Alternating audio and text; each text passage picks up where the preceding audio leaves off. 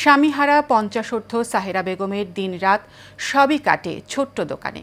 সারাদিন চা পান বিক্রি করে, রাতে সেই দোকানেই থাকতে হয় এই নারীকে। সন্তান থাকলেও তারা কেউ খোঁজ রাখেন না বৃদ্ধা মায়ের। অসহায় এই বৃদ্ধার আকুতি সরকারি সহযোগিতায় একটু মাথা গোঁজার ঠাঁই। শরীফুল ইসলামের রিপোর্ট জানাচ্ছেন সোয়েব সাত্তার লিজন। কয়েকদিন আগেই হারিয়েছেন স্বামী, সন্তানরাও নেন না কোনো খোঁজ। তাই বাধ্য হয়েই বৃদ্ধা সাহেরা জীবন কাটছে ছোট্ট দোকানে। নেই থাকার কোনো জায়গা, তাই সরকারি জমিতে ছোট্ট দোকানে সারাদিন চা পান বিক্রি শেষে রাতে সেখানেই থাকেন এই বৃদ্ধা।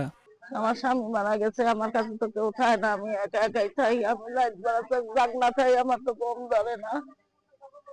এখন আমি কেমনে চলুম, কেমনে কি করুম, এই চিন্তা ভাবনাই করি। আর কি করুম, এই দোকানেই থাকি, গাছতলা থাকি। আমার কোনো জায়গা বাসা নেই, টাকা পয়সা নেই। আমি এই 2-4 টাকা বেচে এই দিয়ে টুকরা করি। 2 সন্তানের জননী হয়েও নিঃসঙ্গ সাহেরার অসহায় জীবনের কষ্টের কথা তুলে ধরেন স্থানীয়রাও। ওই রাস্তার পাশে একটা 2-3টা দোকান কইরা এই কিছু মাল টাল বেচা কিনা খায়। তো জামাই মারা গেছে, জায়গা জমি নাই, আর কারেন্ট নাই, অন্ধকারের মধ্যে থাকে। বিক্রি করে খায়। সাভারের ফুলবাড়ি এলাকার এই বৃদ্ধাকে বাকি জীবনে একটি মাথা গোঁজার ঠাঁই করে দিবে সরকার, এমনটাই প্রত্যাশা স্থানীয়দের। সোয়েব সাত্তার লিজন, এশিয়ান টেলিভিশন।